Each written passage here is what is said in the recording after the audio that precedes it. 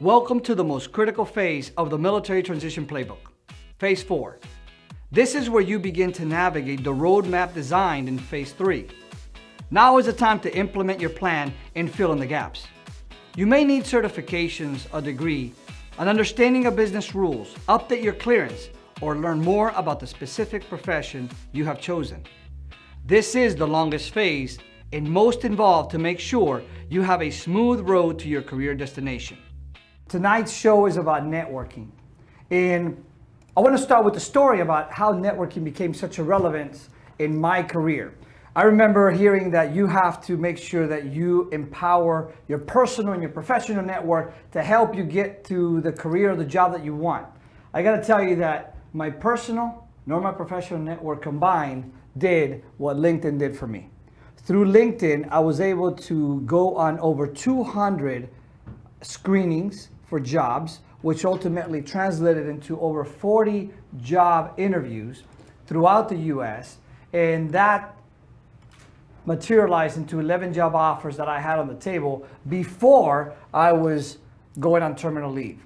That's a powerful impact of networking. And what I learned in networking is that you can't just shake hands, get a card, and be impersonal. You actually have to develop the relationship so there's value both ways in that connection. Networking is simply a word used for computers to communicate. There is no emotion, there is no connection beyond the information that is passed in ones and zeros. When you're talking about business networking, you gotta be intentional about your career, what you're expecting, and also what you can give. And we'll talk about that as we discuss the levels of networking. We're gonna discuss some branding of yourself opportunities and do's and don'ts that we're gonna do on LinkedIn. Abe, why don't you tell us how our viewers can subscribe, where they can find us, and where are we on social media? Yes, absolutely, Cesar. So thank you all for watching. Again, you're watching live on YouTube. We encourage you to please participate in our live chat. If you have any questions tonight regarding networking and how to go about it, tonight is your night to get your question answered.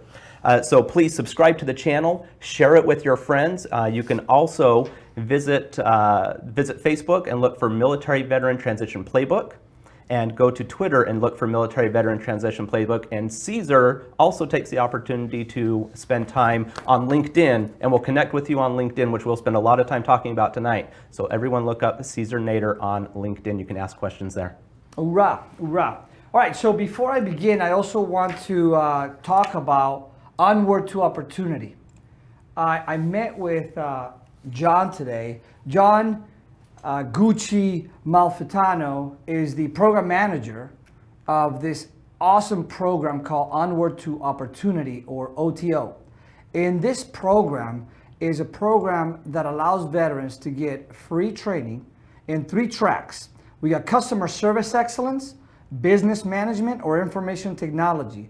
And they partner up with another program called Virginia Cyber Training Pilot, yes, I believe. Yeah, I believe so. Onward to Opportunity is a national program, so you don't have to be in Virginia to take advantage of this program. You can be anywhere in the world, actually, and if you are qualified, meaning they have to verify that you are DD-214, your DD-214 is good to go, that you got an honorable discharge, and you're actually in transition, and you can certainly take this training. And so this is the awesome thing about this. You take this training, which is free, and then you do 2 pre-test exams. And then when you got to go for the certification, which costs money, it's free as well. This is an amazing program, and John is leading it. I'm very proud of what he's doing. I'm very supportive of what he's up to. We're going to have him here on one of our shows to talk about the program in more detail, because I don't want to give you the wrong information. But you got to go to Onward, the number 2, Opportunity dash VCTP, that's Victor Charlie Tango Papa.org, and you can begin your certification program. I'm very, very excited about that program. I think it's an awesome program for veterans, and I wanted to make sure he's networked into our program tonight. Yes, absolutely. And Cesar, as we've learned about Onward to Opportunity, you had the great opportunity to meet with them, all about connections. Absolutely. Right? Absolutely. Just their program, and to be able to be tied into a National Career Service, Hire Heroes USA, and to be able to get that opportunity to have that sit-down interview with companies that are hiring today for the fields that you have, that's That's the value of the Unbelievable. program. It's such a holistic approach, right? They give you the training, they get you certified, and then they put you in front of hiring professionals and companies that can actually take you right on the spot. Yep. I mean, that's an amazing program. They started it this year, 2017, and they're about to meet their goal. They got to have 200 folks. I think they're up to 130. Sign up today. Sign up before the end of the year. There's open enrollment going on right now. Like I said, it's onward, the number 2, opportunity-vctp.org. Do we have it up on the screen? Yes, yep, Perfect. yep. Just look on the screen, onward to opportunity-vctp.org. I'm flying blank tonight, folks, so I don't know what's going on the screen. I don't know what you're reading down there. What's this We got you side? covered. What's that side? Abe is kind of leading me. I'm a backseater today for those pilots out there. All right, so let's get right into our topic. We're talking about networking and how to network on LinkedIn. Now, I do a presentation, a seminar on LinkedIn, and we're going to have actually a live seminar in March of 2018 in the DC area, Northern Virginia area. We don't know yet, but we're going to talk about LinkedIn. We're going to talk about transition. We're going to talk about the 6 phases of transitioning. But I want to talk to you about branding. Now, I have this up here for visual effect. Most people don't recognize branding because it's subliminal. We don't see it happening, it just happens. When you're walking through the aisles of the supermarket, your eyes naturally go to the aisle that's eye level. That's where that's a more profitable real estate in there. But if I was to tell you to think about what color you think about when you think of Pepsi, what would you say? Right? And if I said Coke, what color would you say, Abe? I think of red. Red. Yes. Mm-hmm. Now, if I told you to tell me what do you think about when you see Verizon, right? Or AT&T. If I say Walmart, what color does that come to mind? Yeah. If I say Target, what color comes to mind? So the point of this is that if you brand yourself effectively, employers are going to recognize you. It may seem an odd concept because it's not inherent in you. But think about it when we wear uniforms. You can tell who's an Air Force, Army, who's Navy, who's Marine Corps, who's Coast Guard by the uniform. You can also distinguish whether people are ready for combat or for the Marine Corps ball because you know what uniform they're wearing. So why not brand yourself when you're talking about career transition? When you're looking out there to employers, brand yourself by distinguishing yourself from the way that you display your name on your resume, on LinkedIn, on your email address, and on your business card. Right there is a first branding opportunity. If those 4 things are different, right now go look at your LinkedIn. What does your name spell out? How is your name spelled out on your email address that you're using for your business networking? How is it labeled on your business card? Now, one word on business card real quick. If you have that business card that has the stars and stripes, get rid of it. Everybody has it. Everybody has it. We get it. You're a veteran, you're transitioning, you're proud, you're a patriot, good to go. Again, it all has to do with how you brand yourself. You got to be able to have people recognize you because when people recognize your brand, they're going to remember you. And if they remember you, they're going to want to hire you. Guaranteed. This is not just lip service. It happened to me when I was interviewing in one of those 42 interviews. I got a call from somebody who had seen my profile on LinkedIn. And I picked up the phone, of course, as I'm ready for an interview every time. I said, "Oh, this is Cesar Nader. How may I help you?" He goes, "Listen, Cesar." And this was at that time, he was the former director or the lead of Gillette at Procter & Gamble. Okay. He said, "Hey, listen, I got your LinkedIn message to connect. And I was talking to my friend who's a director of another division of Procter & Gamble. And we were trying to get you a job, but neither one of us knew you. And I had to call you, Cesar, because I thought it was amazing what you did in terms of networking, because there we are, 2 heads of divisions trying to get you a job, but we've actually never met you. But you did such a great job at networking to us indirectly that you actually were able to make that connection." That's the power of LinkedIn. That is the power of LinkedIn. Yep. Now, when you are branding yourself, you got to figure out how do you make sure that your brand is legitimate, it is consistent, and is going to spell out what are your core values. And I mean that we go back to governing values, we go back to your personal board of advisors. All that is tied into this today. So I want to make sure you understand the basics of networking. Now, let me also make another distinction. For those social media gurus that are absolutely into Facebook, I got to tell you folks, Facebook is not business networking, all right? LinkedIn is business networking. Facebook is social networking. On LinkedIn, you can get yourself into the business mode to find a job and ultimately get a career.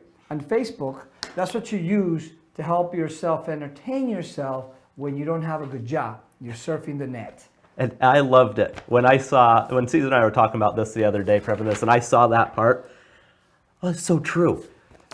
And for businesses, how many businesses are losing wasted productivity? Because people aren't where they want to actually be. And you know, too many of us, no, that's not true. I'm lying. Too many of you are networking on Facebook, on Instagram, on, what's the other one? Snapchat.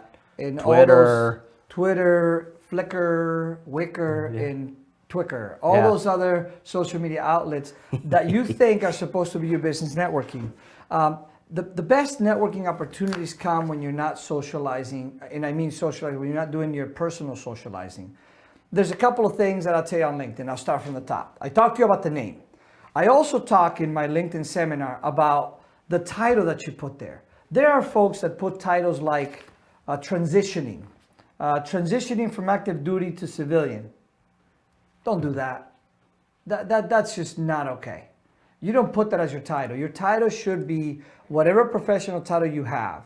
And forget the rank. Look, I respect everyone out there with their ranks and what they've earned, but you don't take your rank into the civilian life, right? You take your skills, you take your interests, you take your strengths and your profile. Remember we talked about phase 2, who you are. You get that personality profile, you get your interest preferences, you get your skills inventory, and then you have your strengths. And those things create the composite of who you are so you can decide what to do.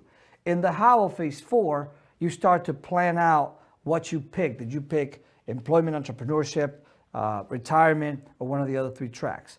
So keep in mind when you're putting your title on LinkedIn to make sure that you're effective at labeling your brand with the way that you want to work. Is it information technology professional? Is it operations and planning? Is it logistics? Is it nursing? Whatever the field may be, I want you to be very intentional about how you are branding yourself. Now, let me talk about pictures. I mean, if you go on LinkedIn right now, you can find pictures that range from, you know, a military guy with his family there, all gathered together to smile for the picture, to that typical, I was at this wedding and it was such a good picture of me in a tuxedo, so I cut the picture of me and my date, right? Yeah. And there I am. You've seen those out there, right? Oh yeah, they're out there. And people think that we don't know, we don't get it. Yeah.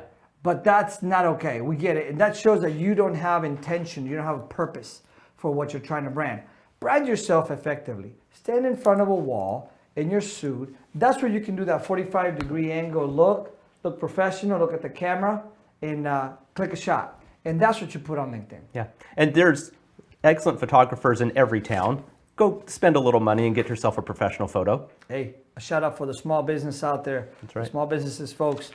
If you don't know your local photographer, there's a lot of places that you can go look online for professionals in the area. Plus, remember, a lot of our military spouses become professional photographers. So look at your neighborhood, talk to your own network of professionals in your unit, because they usually have a spouse as a photographer, and they can probably do a better job for you. And it's a cheaper resource, okay? What else about LinkedIn? Levels of LinkedIn. Yes. Here's where I want to really yes. focus on some of the value of learning how to network.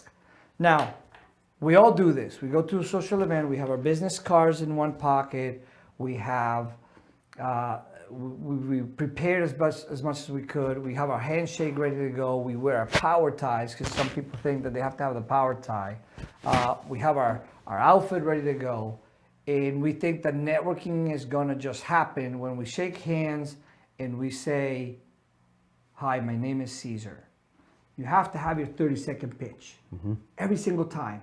And if you're not sure how to craft the best 30-second pitch, here it is. Here's how you do your 30-second pitch. Take down a piece of paper and write the 5 W's of what you want to do.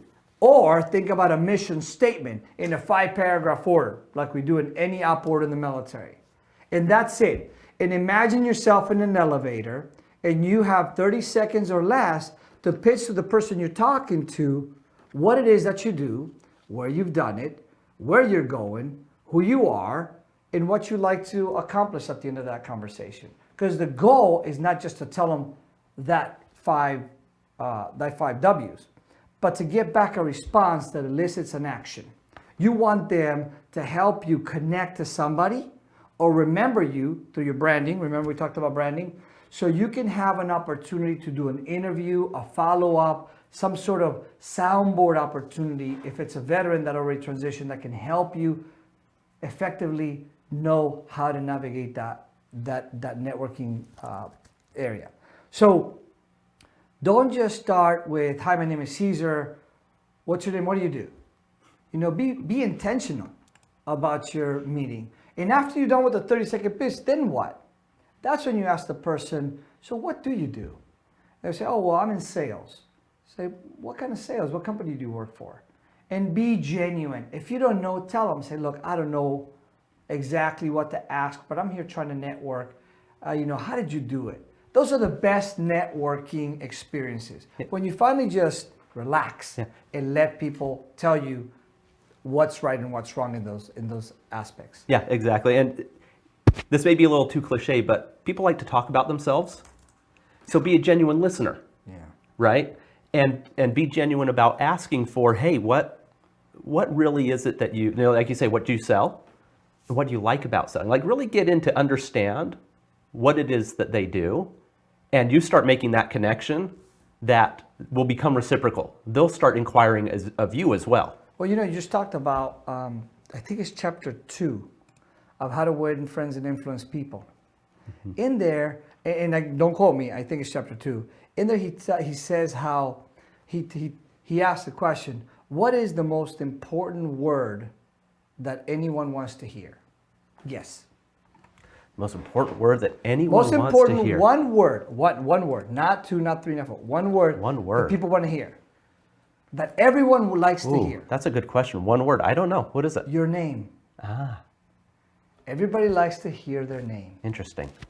Right? Yeah, very interesting. And he says, what's the 2 most important words? Thank you. Thank you. 3, I love you. Anyways, it goes from there. But the most important word, and he was talking in Dale Carnegie in his book about how he didn't know anything about the profession of flowers. I can't remember what it's called. Horticulture. Thank you. Mm-hmm. And he let this person just talk. And that kind of made that person so grateful and happy. And he realized the power of letting people just talk and how you can network by letting people feel more like they had a great experience with you. Mm-hmm. There's another value of networking. So remember, you may be prepared all the way up to the point where you say, hi, my name is Cesar. But what happens after that is where it all falls apart for a lot of us. Because again, you're a military professional who's used to following a protocol, right? There's a protocol. You see the senior person come in, you salute, they salute you. How you doing, sailor, marine, airman, coastie, soldier? And then you say, doing well, sir, thank you very much. And you just have that stiffness about your tone. Think about yourself as a host at a big event, and you want to make everyone feel comfortable. Now you have that pressure off of you. You start to feel more relaxed about trying to make people feel good around you. And find 1, 2, or 3 topics that you can talk about, non-controversial, that can be really interesting. I'm just transitioning out of the military, and I'm curious, how did you do it? It's a great way to make people talk about themselves, right? Yep. Number two, I'm interested in this area. Do you have any advice for me? Right? One of the things I tell people on LinkedIn, I'm going to keep digressing back and forth. Make sure you keep me on track. Yeah. Because we're on level one. We're going to talk about the levels of networking. I have it right here. I promise. We're going to get to it. One of the things that I tell people when they're starting to network is try to use the word you more often than you use the word I. Think about that. How many times we say I in a sentence or in a paragraph where we're trying to get something out of people. Now, I'll bring it back to the 3 levels of networking, and I'll tell you why that was important. In level 1 of networking, level 1, right? Our purpose in level 1 is self-driven. When you're starting on LinkedIn, all you want to do is connect with people. And so I want to connect with the other person, you, for a purpose of my benefit, right? On LinkedIn, you have a way to communicate with people by sending them a message, right? You want to connect with them. And there's a standard blurb that LinkedIn used to have, which I'm glad they took off, that says, I want to connect with you, or something to that effect. It was very selfish driven. I want to connect with you. Mm-hmm. So add me to your LinkedIn profile. And I used to make in the seminars the analogy, let's say we're at a bar and I just come right up to you and say, how you doing? My name is Cesar. I want to be your friend. Shake my hand right now. That's the analogy of writing on LinkedIn. I want to connect with you, so why don't you add me to your LinkedIn? I ask people a simple transition in that word, in that sentence. Why don't you say something like, would you consider connecting with me? I noticed that your profile is very relatable. You did this, I did this. You were exceptional at this, and I noticed that you went to this university. That's amazing. And if you can, end it with, can I buy you a cup of coffee so we can talk a little more about your transition story or your company or your profession? I'm interested in your profession. So Cesar, may I ask a question that goes in this about having conversation topic starters, right? Conversation starters. When is it appropriate to throw in things that aren't necessarily work related? For example, people like to talk about their travel opportunities that they've gone, trips they've been on. Is that kind of later in your connection process? Or is it something that's easy to bring up on your first meet? You know, you're at one of these networking events, you're trying to connect with people. You know, it's got to be fluid. So when you say that, I'm assuming that you may have an experience that you were encountered with. You know, I'd like to hear that. Because when you say that, what I think about is this one time I was at my dentist, and the person who was doing the work started to talk to me about timeshare. And it sparked from some travels that he had done. Yeah. And it was really, it went off a totally different direction. Uh-huh. That's the impression I get. Your experience, I'm assuming, was a little different. Yeah. And I find that sometimes when someone brings up another topic, I feel like they're actually disengaging from me. Yes. Do you see what I mean? I agree. And so I just wonder if that's something that you should have in your back pocket. You know, it's interesting because what we never talk about is how do you break the chain? Because people get caught into the, okay, you tell me something, I tell you something, you tell me something, I tell you something, and then they never like, you know what, I got to go to the bathroom. Or, oh, I see so-and-so, I got to go check with them. Yes. That's why I talk about having intention in what you do in your branding, right? Mm-hmm. Have a very set agenda to not only be purposeful in your intent to meet and greet, but when you know that the conversation is going nowhere, ask them for an opportunity to pause. And simply say, do you mind if I get your business card? Would it be too much to ask? I would love to contact you again. I know you have a lot of things that you want to accomplish today, or I know that you're busy today, or there's a lot of people that want to see you. I see a line forming behind me. I would love to follow up with you. If you're interested in a cup of coffee, or at least I can come to your office. That really shows that you are valuing that person's time. And you will leave a lasting impression. I think I mentioned in one of my previous recordings, try to leave the stage while people are still clapping.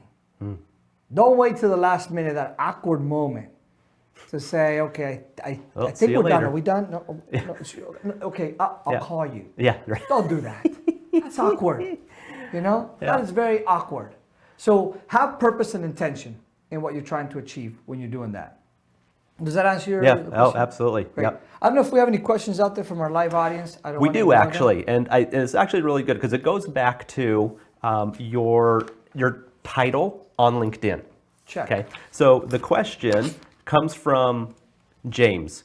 How do I match my military title and rank with the civilian? I love that question, James. I probably set you up for that question, so thank you wherever you are in the world. Now ask James to tell us, if you don't mind, the military title that you have, or give us an example, because I can give you a couple of them. If James responds, maybe we can get some feedback on that. In the meantime, I'll try to fill in the gap with the answer. A lot of our fellow transitioning military veterans have that problem.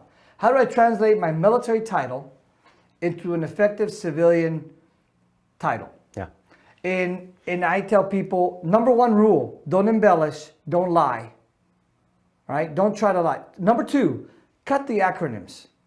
Oh, I wish I had kept my LinkedIn profile when I first cut out. It was full of acronyms. It's like a whole different language. Right? When I said I work with the JTF Omega in Colombia under Southcom, which was part of Marfor South, and that was attached to the AAAV unit, 3rd Tracks. Nobody understands that in the civilian world. Yeah. Nobody knows what you did. If I had said, I'm a planning and operations officer, you can kind of get a little more sense for that. Now, here's a confusing title that some of us use. I'm a communications officer. What do you think when I say communications officer? I think radio. You think radio? That's what I think. You know what people in the civilian sector that are in telecom are thinking? PR? Is it PR? Is it public relations? Yeah, because if you go get a communications degree, that's what they're thinking. Exactly. So be careful, because in the military, communications is radio. It's now also internet. We call it C4I. And again, another acronym. Oops, there I am. I should have a penny jar right here. Yeah, right. To make sure I put a penny in there. That's right. Be careful. And the way that I do this, I wish I had a board. We're going to have to get a board here so I could actually use a board. Mm-hmm. The way that I try to do this for us is I try to draw a step ladder with 5 steps.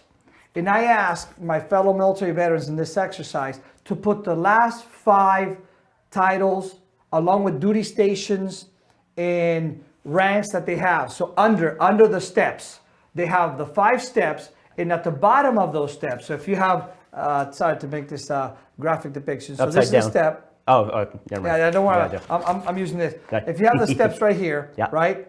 The idea is that right here you write your rank, your title, and what it is that you did. And the next step, you do the same thing. What I'm going to ask you to do at the top of the step is to come up with 3 ways that you can translate that. Now, who do we go talk to get their input about how this reads? Who do we talk to? Our 3 to 5? Your personal your board advisors. Board advisors. You get a bottle of water later on me. I got your water.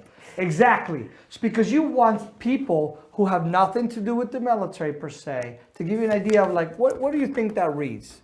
When I tell you that I was a motor transport specialist, what are the things that I can do? Think about motor transport specialist. That's a logistics professional. Mm-hmm. You're in logistics, you're in transportation. There's nothing wrong with labeling yourself as a logistics professional, a transportation professional. Because now when I hear that title, I think of a driver. Right. That would be my first go-to. And that's exactly what it is. Okay. Yep. So motor transport is a category, a labor category in the military. We call it Marine Occupational Specialty. Some of them call it career designation, but that's a profession that I can easily translate for our viewers. Did James come back with his title? He did, and he brought up another great point too. So we'll address the title first. He says he was an operations chief in Master Guns. Okay. Check. And his MOS was Air Command and Control. So that's 3 things that you just got there. Yep. Operations chief. Now remember, in the civilian sector, who do we call chiefs? Managers, In CEOs, depends on which level, right? Right there, C-level executives, chief executive officer, chief operations officer, chief information officer, right? So when we think of chief in the civilian sector, chief in the military, totally different terminologies. Master guns, what's a master guns? What is he, a master of guns? That's what that 22-year-old at Google is gonna think when you try to put that in your resume. He'll say, you're a master of guns? There are no guns allowed on the Google campus, right? He's gonna just, you're not gonna even get the interview. Right. So a master gunnery sergeant, right? Which is a rank of E9 in the Marine Corps. And E9 can translate into all the services. And so that's the rank. And then he was, you said, operations chief, master guns in air traffic control. Air command and control for MOS. Air command and control. Yes. Now, air command and control is different than air traffic control. So air command and control, now you're going to start to look at different. This is why phase 3 is critical for you. You can't get the titles and what you want to do until you figure out all of these areas, these tracks that we have in the what. Now, in the employment track, which is what you're looking at, and you're talking about air command and control, we need to define what exactly did you do in the air command and control unit, branch, division, wing. I mean, all those things are very, see, you have to piece it out, James. I think that what you have to try to do is say, okay, I was in air command and control. Doing what? Operations chief. So your operations manager at an air command and control unit, which translated to airport authority, port authority, management of transportation.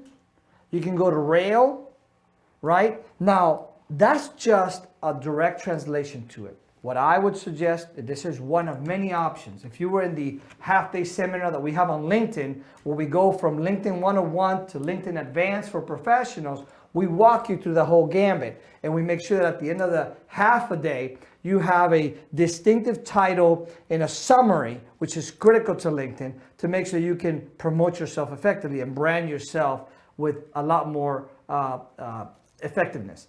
But I would put operations manager, comma, slash, dot. And if you want to stay in the industry of air or air transportation or airports or airlines, then you put operations chief, air management or air traffic management or airline industry.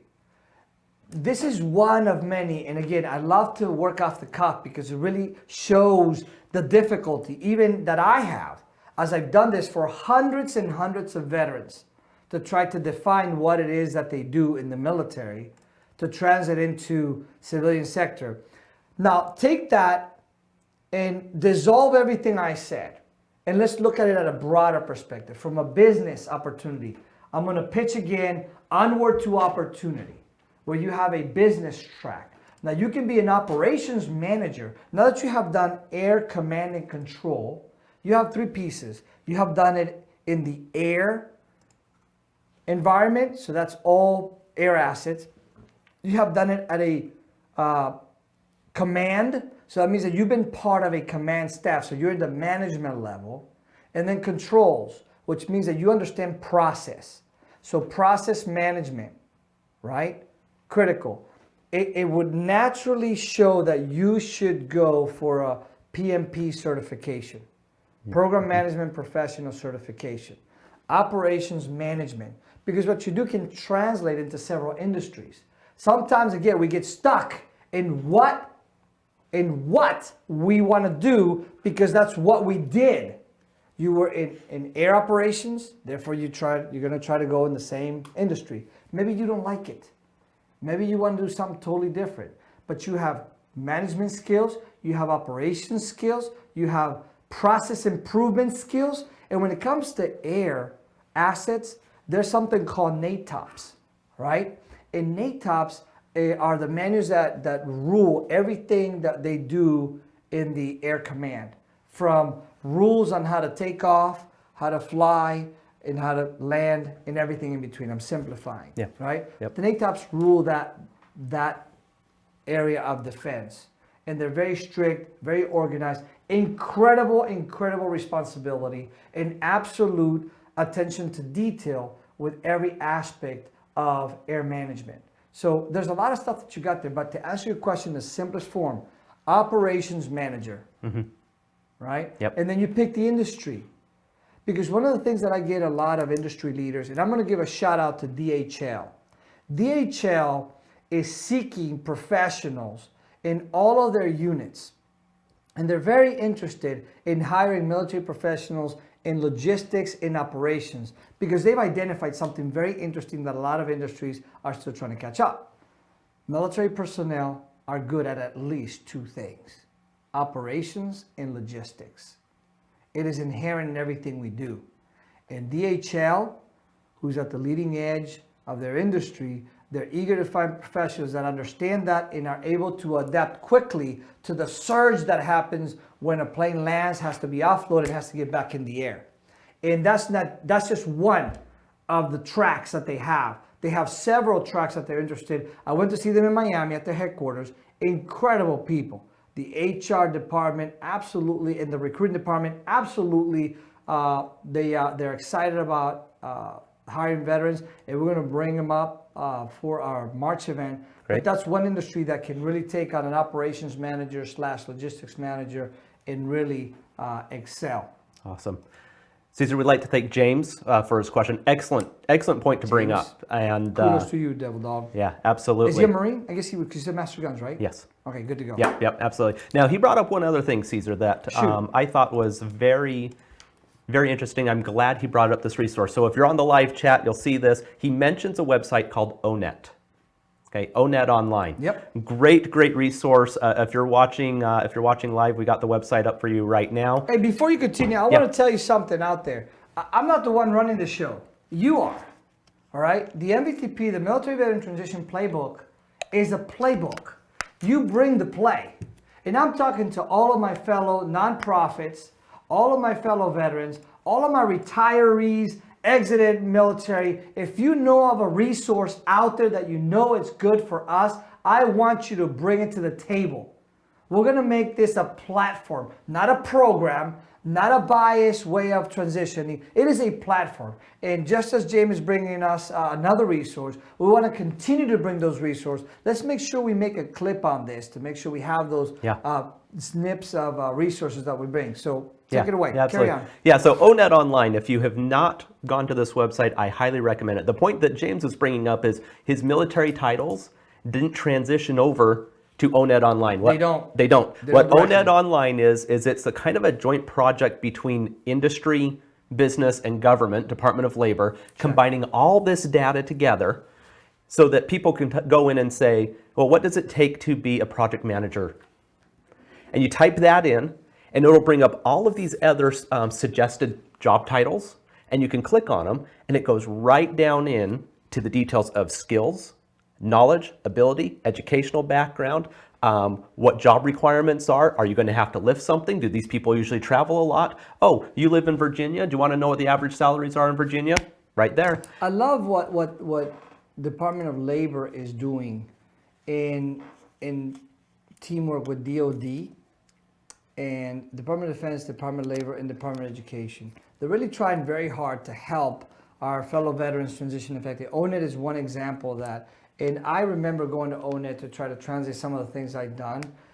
What you'll find also, and this is the challenge, right? So ONET is one resource. And you can take that one, it's not a be-all for everyone. You're gonna find that that's just one resource that you have to use to continue to develop your brand. I'm gonna continue to go back to the principles. Your personal board of advisors, your governing values, your priorities for job satisfaction, location, and salary, and your ability to understand when you're going to get out, who you are, and what you want to do before you decide on how you're going to get there. Those are just foundational principles. ONET is one resource that you can go to say, okay, here's what I've done. Translate this for me. But what if you did 5 things? Give you an example. veteran that I know was enlisted for 4 years and was an infantry guy, then went on a B billet. A B billet is something outside of your tracks. Call it a sabbatical for civilian translation. And did security forces, all right, which is guarding nuclear subs and other fun things. Then came back and had a change in career designation to communications. Did that, became an officer and became a logistician. Did that, got redesignated as an acquisition specialist. So you see, give me an answer, Onet. Here, I'll throw you that. So there you are, figuring out, well, look at all the stuff I did in the military. Go back to the phase where we talk about your skills inventory. Remember, we get a composite. Your skills inventory will give you one piece of the puzzle and where you found yourself to be the most excited and really fulfilled is going to come out of the composite where you can decide this. But to specifically focus on this question for those out there trying to struggle through, how do I label myself? What do I call myself when people ask me, what do you do? For a long time, I struggled to figure out, what do I tell people I do?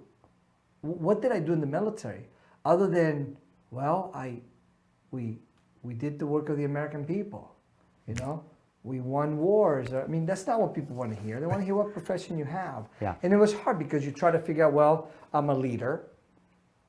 I am an operations manager. I'm a logistician, right? I'm a linguist. I'm a foreign air officer. I mean, it depends. That's the problem that veterans have that is unique to them, right? They have done so much in such little time that trying to filter that, depending on the network situation, is hard because they feel like they're constantly trying to switch personalities. And I think that happens when you try to do the reverse. Remember, first who, then what. Yep. And if you put it in that order, then the challenge is much easier ahead. Great. We'll continue with level 2. Again, thanks, James, for your question. I hope that we continue to have more questions. Stop me anytime if we have another viewer that's going to ask us a question. Level 2, we talked about level 1. Level 1 is selfish. It's I want to connect with you. But in order to make it valuable to the person you're trying to link with, pun intended, on LinkedIn, you want to make it less I and more you. Would you consider adding me to your network? Period. It's clear that you have been very successful in your transition. It would be an honor for me to learn from you, to get your advice, or to hear your story. If it's too far, say, can I call you? Can I talk to you? Can I Skype you? If it's near, can I buy you a cup of coffee?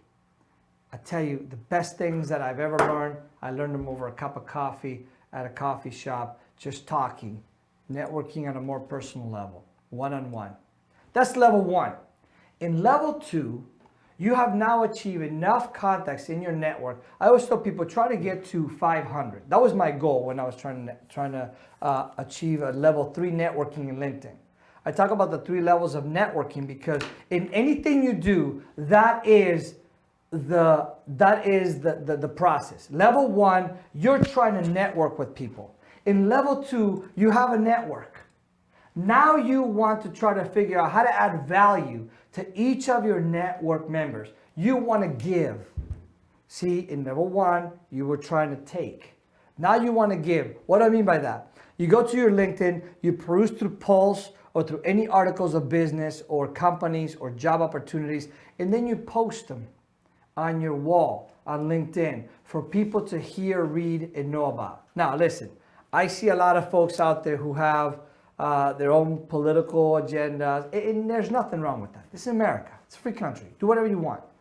But if you really want to network from a business perspective, be intentional about your career goals. And what I mean by that is put articles there that are going to help your network so they see that you are starting to become a level 3 networker. I'll get to that in a minute. In level 2, you're doing research and you're trying very hard to find the things that add value to the very folks that you asked to join, to let them allow you to be in their network, to let you allow them to be in your network. Did I say that right? I think so. That sounded good. I'll be corrected probably later. It's right. You ask them to join their network. Now you are giving them something back. Here's this article. Here's a job opportunity I saw. Here's this networking event. Here's this conference. And then the other thing you do is you sign up for groups on LinkedIn that have common interests with you, and then you start posting things on those groups. See, the owners of those groups live by the grace of those who post things on their group. And that is very valuable because the more you give, the more you're going to get. Post things on their groups, comment on their comments, and try to become the top commentator on those groups. As you climb the ranks of those commentators, your LinkedIn profile starts to experience a transformation.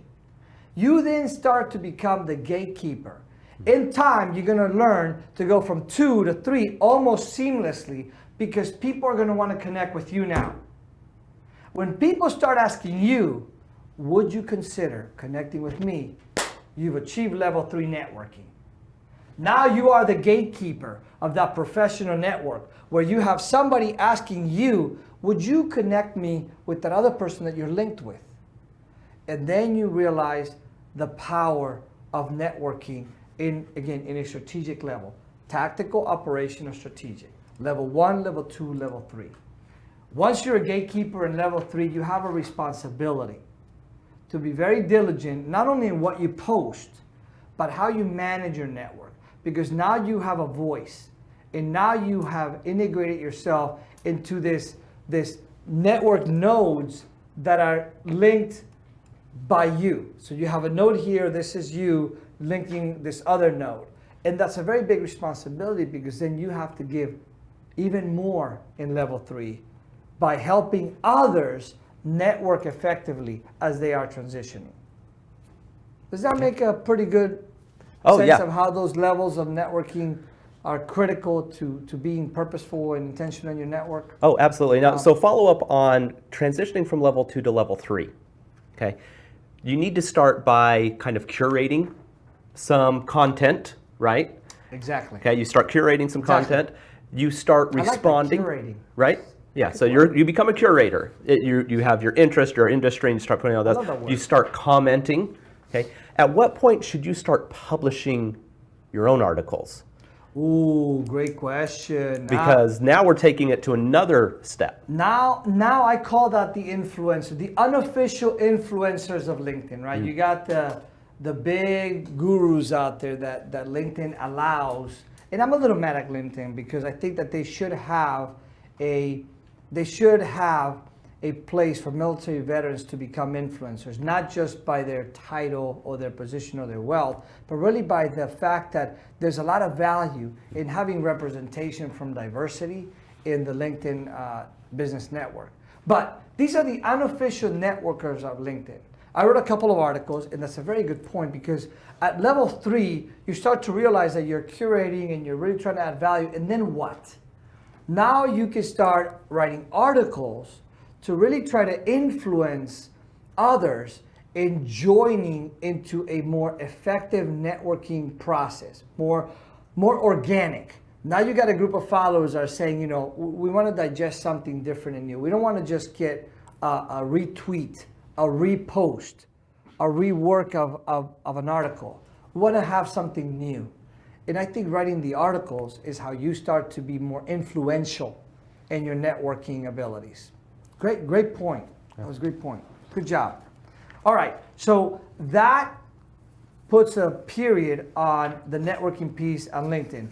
We talked about some ideas on how to network in a conference setting, if you will, in person. So we're going to take a quick break, I think. Yes. And we're going to come back and talk to you about Corporate Grace military-friendly job fair. My favorite job fair. I got to tell you about those in a minute. We'll be right back.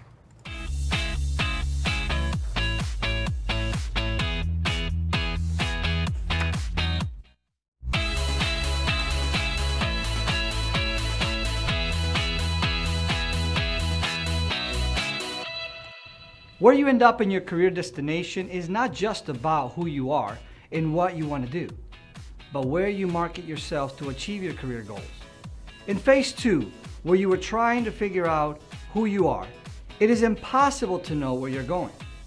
In phase 5 of the Military Transition Playbook, after knowing who you are, what you want to do, and how to get there, you will be able to identify and effectively communicate with the right mentors to help you get to your destination and achieve your career goals.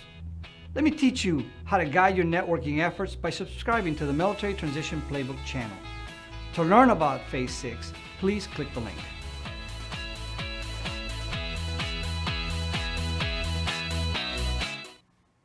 And we're back.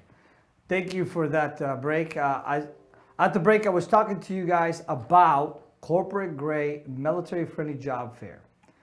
Carl Savino, someone who I admire greatly and who was instrumental in my transition with his book, I felt like his life's work has been just littered with supporting veterans. I think that I would almost call him the grandfather of transitioning in this area. He's got this corporate grade military friendly job fair where registered attendees will be able to connect with organizations hiring right now, meaning on the spot at the job fairs. This is a very dynamic job fair. I've been to a couple of them when I was transitioning, and it is a really well organized event. I got to meet a lot of folks. That's where I actually met Amazon. And the story I talked about Amazon, and it was a great experience. USAA also was a great interview that I had with USAA. You're gonna see some of the names like AR Services, Edward Jones, New Horizons, Norfolk Naval Shipyard, U.S. Customs and Border Protection, the U.S. Postal Service. So these are some of many other opportunities. If you want to know more about it, go to corporategrade.com. All right, register tonight. Your next opportunity to get in front of these companies will be February 14th, 2018 in the Virginia Beach Convention Center. We're going to try to be there live with our event. What day does that fall on? What day of the week that is? 14th February? Hold on one second. I'll let you know. 14th February is a Wednesday. Ha! Ta-da! Guess what? We're Streaming going from Virginia to Beach. Virginia Beach. All right. Get ready, Carl. We're coming for you. CorporateGrade.com. Sign up now. Let's blow up that job fair. Again, Corporate Grade Military Friendly Job Fair is going to be in Virginia Beach Convention Center. Great location, by the way. I did a conference there. Yeah. And we're going to be live there to provide both the transition seminar as well as our live show. Again, with the blessing and courtesy of Carl Savino and his team. If they say no, hey guys, no commitments until they say yes. Yes. Now, as our live chat has pointed out, that is Valentine's Day. But don't worry, the event is done long before you need to take your wife or husband out for Valentine's Day that night. Wouldn't it be a great gift that you go to the job fair, you have a job, you come home and you tell, honey, guess what, baby? I got a job. I mean, nothing says love. That's right. Sorry, I couldn't say that with a straight face. You know, I know, diamond rings take it over, the earrings, but if you come home and let your wife or your husband know that you got a job at the Corporate Grade Friendly Job Fair, I think that qualifies for a very good Valentine's Day gift. That's my opinion. Happy Valentine's Day. So, hoorah, hoorah. All right, so we'll be there, God willing, and we'll try to make sure that we bring it to you live from the event. All right. Do we have any other viewer questions that we want to address before I go with the affirmation quote? No questions right now. Let's jump into this. All right, give me the affirmation quote. Dave, you got it. All right, this is from Lewis Howes. It can be easy to become friends or connected with someone in a digital world, but it requires thought and strategy to convert social media connections into rewarding business relationships. And that, Cesar, is what you've been talking about. You have to have intention on what you're doing with your connections, with your networking. Know who you are, know what you're going for, and going with that strategy. And I'll try to tell you as we close here, because I know that we're still, what do we got? We still got what about? We got a minute or two left. Couple minutes? Yep. There is no wrong way to network, all right? When you are intentional and you are genuine. You can have nothing. You can be unprepared. But if you're genuine and you're open, everyone will help you. And that is a fact. Networking is not about trying to be a robot and try to say the right thing in the right way with the right clothes. It's about really integrating into the human fabric of that group and try to really make an impression, whether it's through the branding, through your 30-second pitch, through your ability to network at the first level, second, or third level until you become an influencer, or simply by just having a conversation. Remember that networking is not working if all you're doing is getting a business card and then trying to follow up because of what you want, right? At a certain point, you have to learn to give back more than you take. At that point, you start to become more effective in your networking. With that, we're going to say good night. I am your host, Cesar Nader. My producer, Abe Erickson, is signing off. Good night, and everyone. Remember, we never leave a fellow military veteran behind. Good night, America. Thank you for watching. Good Super night. Bye.